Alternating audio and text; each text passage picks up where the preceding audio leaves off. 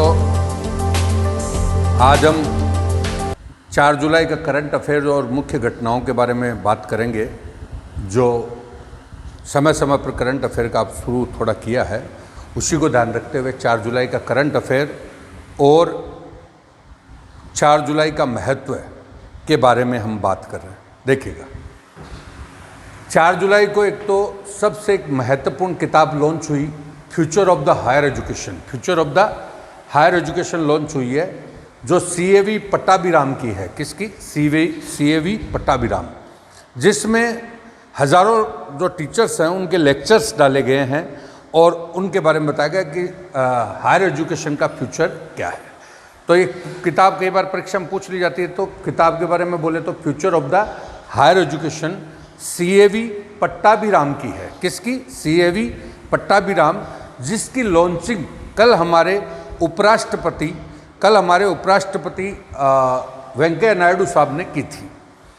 दूसरा, आज एक ऐप आया है, कानपुर IIT का ऐप है, मोबाइल मास्टर जी। कौन सा? मोबाइल मास्टर जी। तो मोबाइल मास्टर जी जो ऐप आया है, वो ऐप ऐसा ऐप है जो कक्षा से है ना, घर की ओर, मतलब जो ऑनलाइन पढ़ाई के लिए बनाया गया है। किसके लिए? ऑनलाइन, कि बच्चों की घर से कक्षा चलेगी। घर से क्या चलेगी? कक्षा।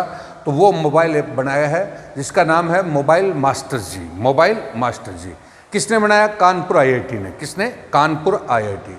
इसके अलावा 4 जुलाई जो है वो किसके लिए? ये इन व्यक्तियों के लिए भी चर्चित है। स्वामी विवेकानंद की उस दिन डेथ हुई थी। मैडम क्यूरी की क्या हुई थी? डेथ हुई थी। लॉर्ड विलियम बेंटिक हमारे यहाँ पे पहले भारतीय गवर्नर जनरल बने थे। और गुलजारी लाल नंदा का जन्मदिवस है, जो हमारे कार्यवाहक प्रधानमंत्री रहे हैं। तो ये 4 जुलाई हमारे लिए किस किस मायने में इम्पोर्टेंट है, तो वापस एक बार बोल देता हूँ। 4 जुलाई को एक तो बुक निकली future of the higher education, किसकी है? CAV पट्टाभिराम की। दूसरी, कानपुर IIT ने एक ऐप लॉन्च किया जो है मोबाइल मास्टर जी के नाम से, जो घर से ऑनलाइन कक्षाएं के बारे में होगा। बाद में 4 जो महत्वपूर्ण व्यक्ति जो हमारे इतिहास को, हमारी साइंस को, हमारी ज्योग्राफी को, हमारी पॉलिटिकल साइंस को आदि को प्रभावित करते हैं, वो हैं Swami Vivekananda, Madame Curie, Lord William Bentinck और गुलजारी लाल नंदा। तो इनके बारे में जैसा तो आपको विदित है कि हम इन टॉपिक्स को बेस बना करके इसको सब्जेक्ट से जोड़ने का प्रयास करेंगे। देखिए, सबसे पहले हमने गुलजारी लाल नंदा जी को लिया। तो गुलजारी लाल नंदा जो हैं, यहाँ पे आप देख रहे हैं, गुलजारी लाल नंदा क्या है? तो पहले तो इनके बारे में मैं परिचय दे रहा हूँ। गुलजारी लाल नंदा योजना आयोग, हमारे पहले योजना आयोग के उपाध्यक्ष थे। प्रथम योजना आयोग के उपाध्यक्ष, प्रथम योजना आयोग के उपाध्यक्ष थे। एक नंबर बात है, उपाध्यक्ष। दूसरी बात, हमारे सर्वाधिक कार्यकाल वाले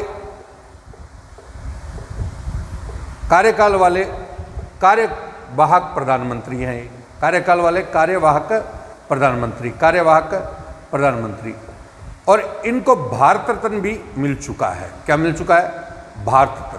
तो ये 3 बातें इनके लिए इंपॉर्टेंट होगी। भारत रत्न भी मिल चुका है। तो गुलजारी लाल नंदा का एक बार परिचय दे रहा हूँ।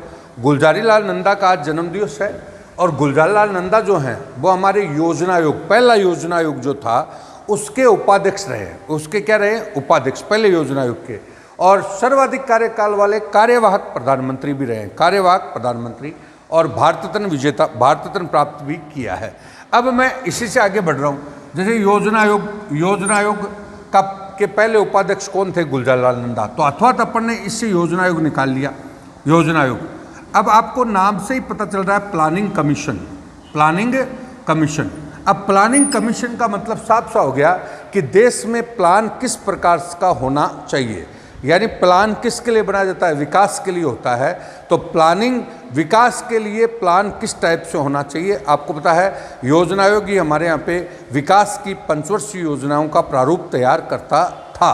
तो ये योजना आयोग आपका मार्च 1950 में पहला योजना आयोग आया। दूसरी बात है योजना आयोग का अध्यक्ष कौन था, पीएम। अध्यक्ष कौन थे, पीएम। तो पदेन अध्यक्ष आपके पीएम थे। उपाध्यक्ष उसके बाद कौन थे, उपाध्यक्ष। और उसके बाद उसमें कौन होते थे, सदस्य। कौन होते थे, सदस्य। तो आप देख सकते हैं अथवा अपन ने बात करी योजना आयोग का पहला अध्यक्ष पीएम कौन था, जवाहरलाल नेहरू। तो पहला कौन हो गए, जवाहरलाल नेहरू।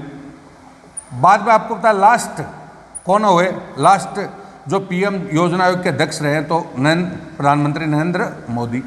तो ये तो हो गया ये बात। तो हमारा क्वेश्चन बन गया कि योजना आयोग के पहले अध्यक्ष कौन रहे थे। तो योजना आयोग के पहले अध्यक्ष आपके कौन थे, जवाहरलाल नेहरू। क्योंकि योजना आयोग का जो अध्यक्ष होता है वो प्रधानमंत्री होता है और वो पदेन अध्यक्ष होता है। तो जवाहरलाल नेहरू पहले प्रधानमंत्री थे, अतः योजना आयोग के पहले अध्यक्ष हो गए।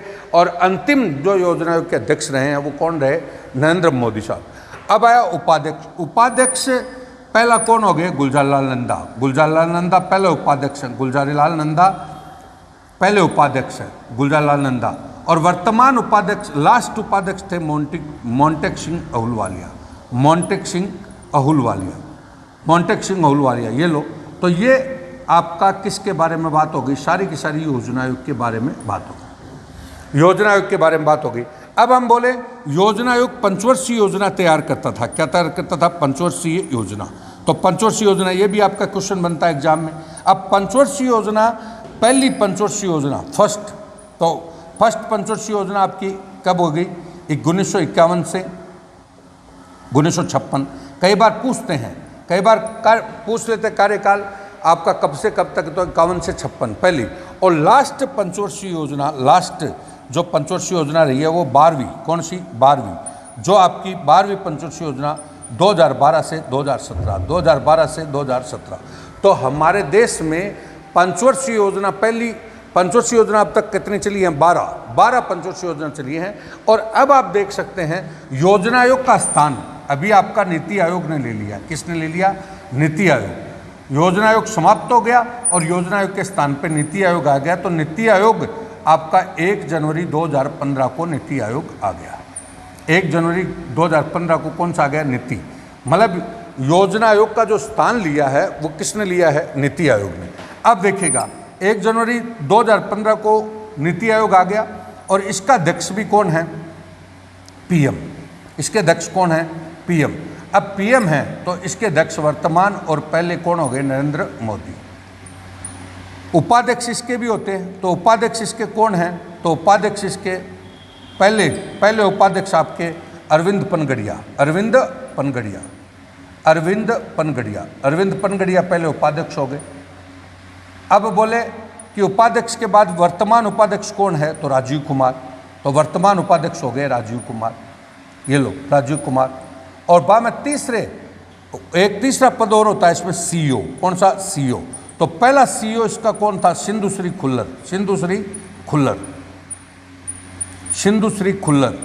और पहली उपाध्यक्ष सिंधुश्री खुल्लर थी। और वर्तमान कौन है, तो अमिताभ कांत, अमिताभ कांत, अमिताभ कांत। और इसके सदस्य, आपके सदस्य, गवर्निंग बॉडी के सदस्य जो होते हैं वो कौन होते हैं, तो सीएम होते हैं, राज्यों के सीएम, राज्यों के सीएम। तो ये आपका नीति आयोग के बारे में है। अब आप कहोगे साहब योजना आयोग पंचवर्षीय योजना बनाता था तो नीति आयोग क्या करता है, नीति आयोग क्या करता है।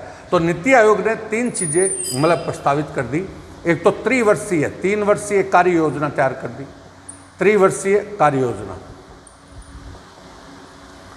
और एक कर दिया 7 वर्षीय समीक्षा। और एक कर दिया 15 वर्षीय विकास दृष्टिकोण, 15 वर्षीय विकास दृष्टिकोण। ये आपका वर्तमान स्वरूप है। तो 2017 से ये शुरू हो गया। 2017 से पंचवर्षीय योजना तो खत्म हो गई और इनका स्थान ले लिया इन्होंने। तो अब आप देखते हैं, तो आप एक ही चीज़ को देखा। तो हमने बात करी थी गुलजारीलाल नंदा साहब के बारे में। किसके बारे में, गुलजारीलाल नंदा। तो गुलजारीलाल नंदा मैंने बोला किस लिए, मतलब किसके लिए जाने जाते हैं, तो ये देश के सर्वाधिक कार्यकाल वाले कार्यवाहक प्रधानमंत्री रहे। कार्यवाहक को भी मैं एक बार बोल दूं, कार्यवाहक से मतलब था कि जैसे प्रधानमंत्री जवाहरलाल नेहरू अपने पद पर ही उनकी डेथ हुई थी, उनके पद पर ही उनकी मृत्यु हुई थी। तो पद पर मृत्यु हुई तो तत्काल कोई प्रधानमंत्री नहीं बना, तो कार्यवाहक के रूप में किसको बना दिया गया?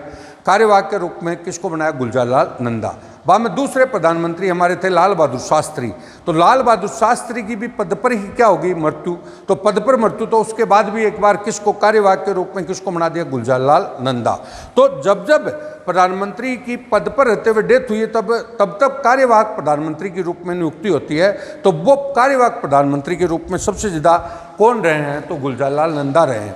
और तीसरा जो बात है, इनको भारत रत्न भी मिल चुका है। क्या मिल चुका है? भारत रत्न। तो भारत रत्न विजेता भी रहे हैं। वैसे प्रधानमंत्री के रूप में पहला प्रधानमंत्री भारत रत्न विजेता कौन थे? जवाहरलाल नेहरू। कौन थे? जवाहरलाल नेहरू। और अभी बोले तो लास्ट रूप में प्रधानमंत्री के रूप में किसको दिया गया था भारत रत्न? तो अटल बिहारी वाजपेयी। अटल बिहारी वाजपेयी को दिया गया था। तो ये चीज़ों से आप जोड़ सकते हो। अब हमने बोला कि साहब ये योजना आयोग के उपाध्यक्ष रहे हैं, तो मैंने अथवा बता दिया भाई योजना आयोग क्या है। तो योजना आयोग मैंने बोला कि हमारे देश के विकास में योजना का जो प्रारूप बनता है या पंचवर्षीय योजना बनती है, उन पंचवर्षीय योजनाओं का प्रारूप तैयार करने वाली संस्था कौन सी थी? योजना आयोग। योजना आयोग की स्थापना 15 मार्च 1950 को हुई थी। 15 मार्च 1950। और 15 मार्च 1950 को हुई थी। योजना आयोग का जो अध्यक्ष होता था वो कौन होता था? पीएम। योजना आयोग का उपाध्यक्ष होता था, वो अध्यक्ष पीएम के द्वारा नियुक्त होता था, और उसके बाद सदस्य होते थे। तो मैंने बोला योजना आयोग का पहला अध्यक्ष कौन थे? तो जवाहरलाल नेहरू थे। जवाहरलाल नेहरू। और वर्तमान अध्यक्ष कौन, लास्ट अध्यक्ष कौन रहे? तो प्रधानमंत्री नरेंद्र मोदी। अब मैं बोलूँ लास्ट कैसे? आपको पता है प्रधानमंत्री नरेंद्र मोदी ने आते ही योजना आयोग को भंग करने की बात कही, लेकिन आपको पता है कि योजना आयोग का जो अध्यक्ष का पद है वो पदेन अध्यक्ष है। प्रधानमंत्री उसका पदेन अध्यक्ष होता है। तो जो भी प्रधानमंत्री नियुक्त होते ही वो ऑटोमेटिक उसका अध्यक्ष होता है। तो अब हम कहते हैं योजना आयोग का अंतिम अध्यक्ष कौन हो गए? नरेंद्र मोदी। और उपाध्यक्ष पहला कौन था? गुलजारलाल नंदा। और जब योजना आयोग समाप्त हुआ था तब आपका उपाध्यक्ष लास्ट कौन बने थे? मोंटेक सिंह अहलूवालिया। मोंटेक सिंह अहलूवालिया। और अब मैं बोलूँ कि योजना आयोग पंचवर्षीय योजनाएं तैयार करता था। कौन करता था? पंचवर्षीय योजना। अब पंचवर्षीय योजना का जनक आपके जवाहरलाल नेहरू को माना जाता है। और पहली पंचवर्षीय योजना 1951 में आई, 1 अप्रैल 1951 से 31 मार्च 1956 तक। और हमारे यहाँ पर 12 पंचवर्षीय योजनाएं चली हैं। और 12वीं पंचवर्षीय योजना का जो कार्यकाल था वो 2012 से 2017। अब आपका योजना का सिनेरियो बदल चुका है। योजना आयोग का सिनेरियो बदल चुका और योजना आयोग का स्थान ले लिया नीति आयोग ने। किसने ले लिया? नीति आयोग ने। नीति आयोग का मतलब है national institute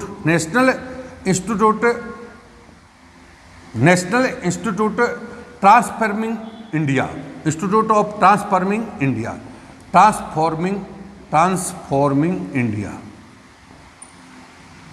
national institute of transforming India मतलब पूरा नाम। कई बार ये भी पूछ लेते हैं कि नीति आयोग का पूरा नाम क्या है? तो नीति आयोग का पूरा नाम हो गया नेशनल, एन का मतलब नेशनल, आई का मतलब इंस्टीट्यूट, और बाद में तीसरा नंबर नीति, तो टी का मतलब ट्रांसफॉर्मिंग, और आई का मतलब कौन सा गया? इंडिया। तो ट्रांसफॉर्मिंग इंडिया। तो नीति आयोग का पूरा नाम हो गया। नीति आयोग की स्थापना कब हुई है? तो नीति आयोग की स्थापना 1 जनवरी 2015 को हुई है। इनके अध्यक्ष भी, नीति आयोग के अध्यक्ष भी कौन है? पीएम है। और पहले इसके अध्यक्ष कौन बने? नरेंद्र मोदी। और वर्तमान भी इसके अध्यक्ष कौन है? नरेंद्र मोदी। उपाध्यक्ष पहले कौन बने? अरविंद पनगड़िया। और वर्तमान उपाध्यक्ष आपके कौन है? राजीव कुमार। कौन है? राजीव कुमार। और पहले सीईओ, एक पद होता है सीईओ। तो पहला सीईओ कौन बना था? सिंधु श्री खुल्लर। वर्तमान जो सीईओ है वो कौन है? अमिताभ कांत। और इसके जो सदस्य होते हैं वो हर चीज़ में गवर्निंग बॉडी के, प्रशासनिक बॉडी के जो सदस्य हैं तो वो राज्यों के सीएम होते हैं। इसके अलावा अनेक प्रकार के एक्सपर्ट्स वगैरह वो सदस्य होते हैं, लेकिन मुख्य जो सदस्य हैं वो राज्यों के क्या है? सीएम। राज्यों के सीएम यहाँ पे सदस्य क्यों है? हमारे यहाँ पे संघवाद है। कौन सा है? संघवाद। केंद्र के साथ साथ राज्यों का भी स्वतंत्र अस्तित्व है और भारत राज्यों का ही क्या है? संघ है। यानी राज्यों से मिलकर के ही भारत बनता है। अतः राज्य और केंद्र में तालमेल बना रहे, इसके लिए कॉन्सेप्ट है सहकारी संघवाद। कौन सा? सहकारी संघवाद। तो सहकारी संघवाद को बनाए रखने के लिए हमें राज्यों की राय लेनी आवश्यक है। तो राज्य और केंद्र मिलकर अपने विचार प्रस्तुत करें, तभी बेटर नीतियां और बेटर प्लानिंग बनेगी। इसके लिए इसके सदस्य अनिवार्य रूप से कौन हैं, मतलब सारे राज्यों के मुख्यमंत्री और केंद्र शासित प्रदेशों के प्रतिनिधि रहे हैं। अब मैंने बोला जैसे योजना आयोग पंचवर्षीय योजना बनाता था, योजना आयोग क्या बनाता था, पंचवर्षीय योजना, तो स्वाभाविक बात है पंचवर्षीय योजना अब समाप्त हो गई, तो नीति आयोग क्या बनाता, तो नीति आयोग ने तीन मतलब फैक्ट बताए। पहला नंबर है, एक तो विकास के लिए त्रिवर्षीय कार्य योजना, त्रिवर्षीय कार्य योजना, एक आपका 7 वर्षीय योजना, कौन सी 7 वर्षीय और 7 वर्षीय समीक्षा, और एक 15 वर्षीय विजन, यानी विकास का विजन यानी विकास का दृष्टिकोण। तो इन्होंने पंचवर्षीय योजनाओं को समाप्त करके 3 चीजें रख ली, त्रिवर्षीय, 7 वर्षीय और आपकी 15 वर्षीय। तो इस प्रकार से आप कह सकते हो ये दूसरा टॉपिक हुआ अपना कौन सा, योजना आयोग, योजना आयोग के साथ कौन सा हो गया, नीति आयोग। तो हम जो करंट अफेयर पढ़ रहे हैं उस करंट अफेयर के माध्यम से आप टोटल सब्जेक्ट को देख सकते हैं। तो पहला मैंने आपको बता दिया, पहला टॉपिक हमने लिया गुलजारीलाल नंदा, गुलजारीलाल नंदा। अब अपन दूसरा टॉपिक आपका ले रहे हैं Lord William Bentinck, Lord William Bentinck. अब देखिए विलियम बेंटिक के बारे में वही बात आई, विलियम बेंटिक, विलियम बेंटिक के बारे में हम बात करें तो देखिए लॉर्ड विलियम बेंटिक, तो लॉर्ड विलियम बेंटिक क्या थे, किस किस के लिए जाने जाते हैं, तो देखिएगा एक बार लॉर्ड विलियम बेंटिक, ये आगे। अब लॉर्ड विलियम बेंटिक के बारे में हम बात करेंगे तो पहला प्रश्न है विलियम बेंटिक के बारे में, विलियम बेंटिक के बारे में पहला प्रश्न है कि साहब पहली बात तो भारत के प्रथम गवर्नर जनरल रहे, प्रथम गवर्नर जनरल, भारत के प्रथम गवर्नर जनरल कौन थे, तो लॉर्ड विलियम बेंटिक 1833 के चार्टर के तहत थे। तो मैंने आपको बोला भारत के प्रथम गवर्नर जनरल कौन थे, विलियम बेंटिक, विलियम बेंटिक। अब विलियम बेंटिक के जो मेन काम जो जाने जाते हैं तो आपको था सामाजिक सुधार में तो सती प्रथा उन्मूलन, सती प्रथा उन्मूलन, सती प्रथा उन्मूलन। और दूसरी बात है अगर वैसे सबसे बड़ा काम बोले तो अंग्रेजी शिक्षा यानी मैकाले शिक्षा, मैकाले शिक्षा इनके समय जो आई थी वो कौन सी शिक्षा आई थी, मैकाले शिक्षा। तो हम बड़े रूप में बात करें तो भारत के पहले गवर्नर जनरल, भारत के पहले गवर्नर जनरल कौन थे, तो आपके लॉर्ड विलियम बेंटिक थे, लॉर्ड विलियम बेंटिक। और बाद में कहें कि लॉर्ड विलियम बेंटिक को मुख्य काम जो कौन से के लिए जाना जाता है, तो सबसे बड़ी एक तो सती प्रथा उन्मूलन के लिए जाना जाता है, सती प्रथा उन्मूलन, और साथ में मैकाले शिक्षा के लिए जाना जाता है। अब मैंने गवर्नर जनरल की बात करूं तो देखिए गवर्नर जनरल आपको पता है अंग्रेज यहाँ पे हमारे यहाँ पे आए तो ईस्ट इंडिया कंपनी शासन करने आई थी, ईस्ट इंडिया कंपनी, एक बार देखिएगा ध्यान दीजिएगा, ईस्ट इंडिया कंपनी हमारे यहाँ पे शासन करने आई। तो ईस्ट इंडिया कंपनी शासन करने आई 1600 में, कौन से में 1600, और ईस्ट इंडिया का जो कार्यकाल रहा वो 1857 तक रहा। कब तक रहा, 1857। तो 1600 में ईस्ट इंडिया कंपनी आकर के स्टेबल हुई और 1857 तक ये हमारे इंडिया में रही। तो आपको पता है ये पहले व्यापार करना इसका उद्देश्य था, लेकिन व्यापार के बाद धीरे धीरे हमारे यहाँ पे मतलब अपना साम्राज्य भी स्थापित करने लग गई। तब उन्होंने सबसे पहले हमारे यहाँ पे बंगाल पर अपना साम्राज्य स्थापित किया ना, तब बंगाल का मैनेजमेंट देखने के लिए बंगाल गवर्नर बनाया, बंगाल गवर्नर। तो पहला बंगाल गवर्नर 1764 में आपका कौन था, रॉबर्ट क्लाइव, रॉबर्ट क्लाइव। बाद में उन्होंने आगे अपने आप को विस्तार किया, अपने साम्राज्य का धीरे धीरे क्या किया, विस्तार किया। तो विस्तार किया तो इसको इस पद का नाम आगे जाके कर दिया Bengal governor general, governor general. तो ये गवर्नर जनरल पहले गवर्नर जनरल ये 1771 में हो गए। तो आपके 1771-72 में आपके कौन आगे, गवर्नर जनरल आगे। अब गवर्नर जनरल पहला कौन था,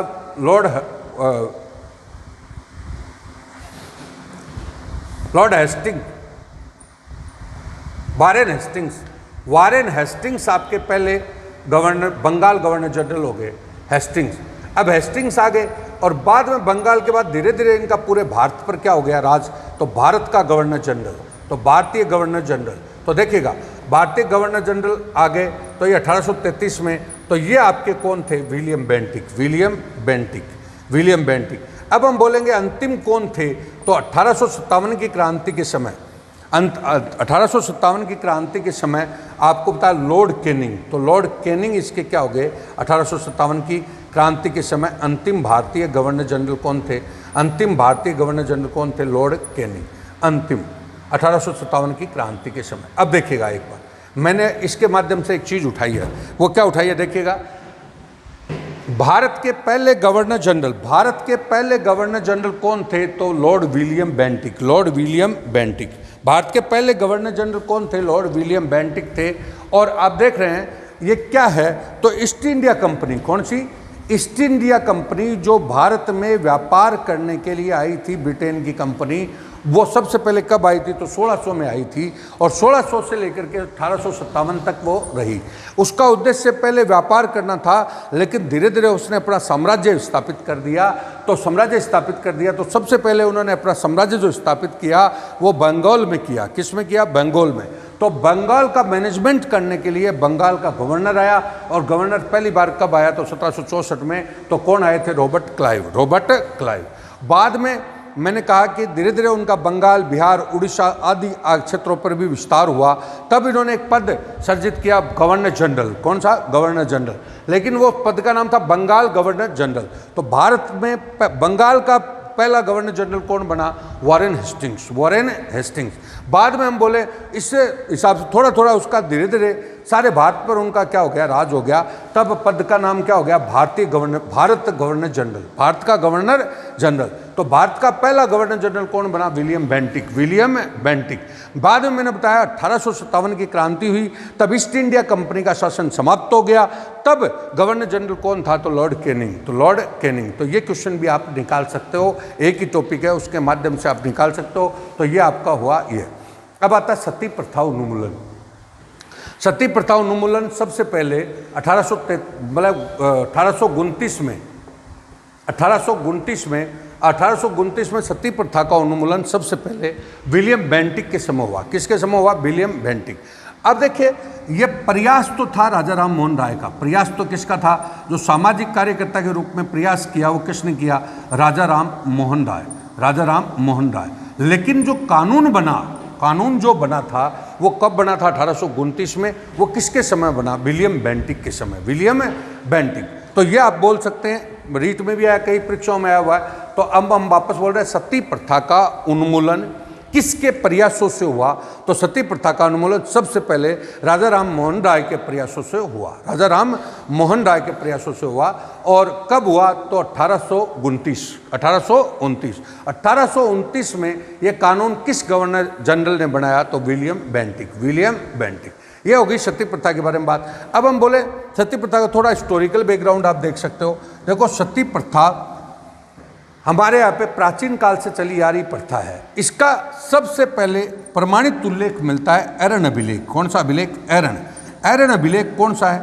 एरन अभिलेख गुप्त काल का है। किसका? गुप्त काल। मैं वापस बोल रहा हूँ, सती प्रथा का सबसे पहले उल्लेख, सती प्रथा का सबसे पहले उल्लेख व्यवस्थित रूप में कहाँ पर मिलता है? एरन अभिलेख। एरन अभिलेख कौन से काल का है? तो गुप्त काल का। कौन सा?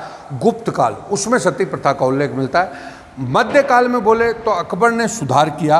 अकबर के काल में सती प्रथा उन्मूलन का प्रयास किया गया। अकबर के काल में सती प्रथा उन्मूलन का प्रयास, समझ गए? तो सती प्रथा उन्मूलन। बाद में इसको सिस्टमेटिक ढंग से उन्मूलन राजा राम मोहन राय के प्रयासों से विलियम बेंटिक ने किया। और राजस्थान में सबसे पहले कौन सी रियासत में? बूंदी। कौन सी रियासत? बूंदी। बूंदी और अलवर में सबसे पहले राजस्थान में इसका उन्मूलन हुआ। बूंदी और अलवर, बूंदी और अलवर में हुआ। अब हम बोलो तो इसके बाद आप स्वतंत्रता के बाद भी यहाँ पर क्या सती प्रथा की कुछ घटनाएं होती रही।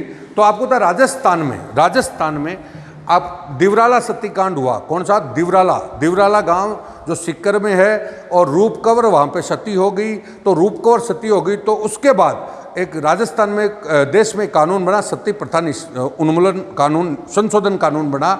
उसमें सती का महिमा मंडन, मेले वगैरह आदि पर भी क्या लगा दी? रोक लगा दी। तो 1987 तक आप आ सकते हो। तो एक बार फिर बोल रहा हूँ, सती प्रथा पे देखो प्राचीन काल में सती प्रथा का सबसे पहले उल्लेख कौन सा है? सबसे पहले उल्लेख आपका एरन अभिलेख। एरन अभिलेख कौन से काल का है? गुप्त काल का। मध्य काल में अकबर ने भी सती प्रथा उन्मूलन के लिए प्रयास किया। बाद में आधुनिक काल में अगर बोले तो राजा राम मोहन राय के प्रयासों से देश में 1829 में सती प्रथा उन्मूलन कानून बना। किसने बनाया? तो विलियम बेंटिक ने। बाद में मैंने कहा राजस्थान में इसको लागू करने वाली पहली रियासत कौन सी थी? तो बूंदी और अलवर। और मैंने बोला स्वतंत्रता के बाद सती प्रथा का सबसे बड़ा कांड कौन सा हुआ था? तो रूप कंवर सतीकांड हुआ था। कहाँ पर? दिवराला। दिवराला कहाँ पर है? सीकर जिले में है, श्री माधोपुर में। तो वहाँ पर कांड हुआ था। तब सती प्रथा उन्मूलन कानून 1987 बनाया गया। उसके माध्यम से सती प्रथा के महिमा मंडन पर पूर्णतः रोक लगा दी गई। और जो झुंझुनू जिले में रानी सती माता का मंदिर है और रानी सती माता का मेला भरता था, वो मेला वगैरह पर रोक लगा दी गई। तो इस प्रकार से आप सती प्रथा का भी कॉन्सेप्ट समझ सकते हैं। अब बात आती है कि विलियम बेंटिक जब यहाँ पे इंडिया में आए थे, तब यहाँ पर एजुकेशन में अलग अलग लोगों को अलग अलग एजुकेशन सिस्टम चलता था। अलग अलग, जैसे हिंदुओं का अलग संस्कृत भाषा में, मुस्लिम का फारसी भाषा में, उर्दू भाषा में, आपका ईसाइयों का अंग्रेजी भाषा में, आपका सिखों का अपने पंजाबी भाषा में, सबके अपने अपने स्कूल और सबके अपने अपने सिस्टम चल रहे थे। तो लॉर्ड विलियम बेंटिक ने शिक्षा को एकीकृत करने का प्रयास किया।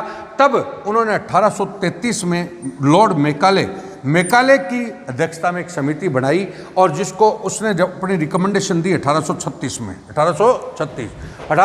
में रिकमेंडेशन दी। इस कमेटी ने कहा कि भारत में अंग्रेजी शिक्षा होनी चाहिए, भारत में अंग्रेजी शिक्षा होनी चाहिए। तो अंग्रेजी शिक्षा पर बल किसने दिया? मेकाले ने। तो इसको मेकाले शिक्षा का नाम दिया जाता है। किसका नाम? मेकाले। यानी कहने का मतलब हमारे स्कूल उस समय अस्तित्व में आए और जो शिक्षा का जो माध्यम था वो कौन सा था? अंग्रेजी शिक्षा। और शिक्षा देने का जो तरीका था वो ऑकलैंड की पद्धति थी। ऑकलैंड की पद्धति कौन सी थी? Filter theory. कौन सी? फिल्टर थ्योरी का तात्पर्य है, फिल्टर सिद्धांत है, जो उसका तात्पर्य है कि साहब आप ऊपर के लेवल पे शिक्षा दोगे। किसके लेवल पे? ऊपर के लेवल पे शिक्षा दोगे तो शिक्षा छन छन करके नीचे के लेवल पर आएगी। ऊपर के लेवल पे शिक्षा दोगे तो शिक्षा छन छन करके नीचे के लेवल पर आएगी। तो ये तीन बातें किससे सीखते हैं? अपन मेकाले शिक्षा से। कौन सी से? मेकाले।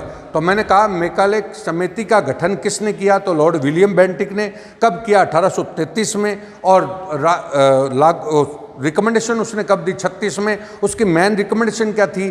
कि सभी स्कूल, मतलब जो शिक्षा संस्थान है उनका नाम स्कूल होगा, अंग्रेजी माध्यम होगा और पढ़ाने का जो तरीका होगा वो फिल्टर थ्योरी के तहत होगा। फिल्टर थ्योरी वाला ऊपर के लेवल पे हम शिक्षा देंगे तो धीरे धीरे वो छन छन करके नीचे के लोगों को भी दी जाएगी, यानी छन छन के नीचे के पास आएगी।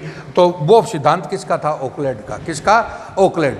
इस प्रकार से आप विलियम बेंटिक के बारे में बात कर सकते हैं। देखो दोस्तों, इसमें आप देखते हैं तो एक टॉपिक जो हमारा होता है उस एक टॉपिक से आप हिस्ट्री, ज्योग्राफी, पॉलिटिकल कोई भी चीज़ निकाल सकते हैं। यही एक बेटर तरीका है। तो आज का जो हमारे आगे और भी अब बताएंगे। आज का जो हमारा टॉपिक था कि भाई 4 जुलाई को एक तो बुक लॉन्च हुई, जिस बुक में कौन कौन से future of the higher education किसकी है? CAV पट्टाभिराम की। कानपुर IIT ने कौन सा मोबाइल लॉन्च किया, ऐप लॉन्च किया? तो मोबाइल मास्टर जी, जो घर बैठे बच्चों की कक्षाएं शुरू करवाएगा। और स्वामी विवेकानंद का स्मृति है, मतलब पुण्यतिथि है। और दूसरी मैडम क्यूरी की है। और लॉर्ड विलियम बेंटिक और अभी आपको गुलजारी लाल नंदा, इन चार लोग जो हैं वो किसी न किसी रूप में जन्म और मृत्यु के माध्यम से किससे जुड़े हुए हैं? इस 4 जुलाई से जुड़े हुए हैं। इसलिए हमने इन टॉपिक को इस प्रकार से बताया और समय समय पर हम आपके साथ इससे जुड़ते रहेंगे। कल थोड़ा और आगे भी इन टॉपिक्स के बारे में बात करेंगे। नमस्कार दोस्तों।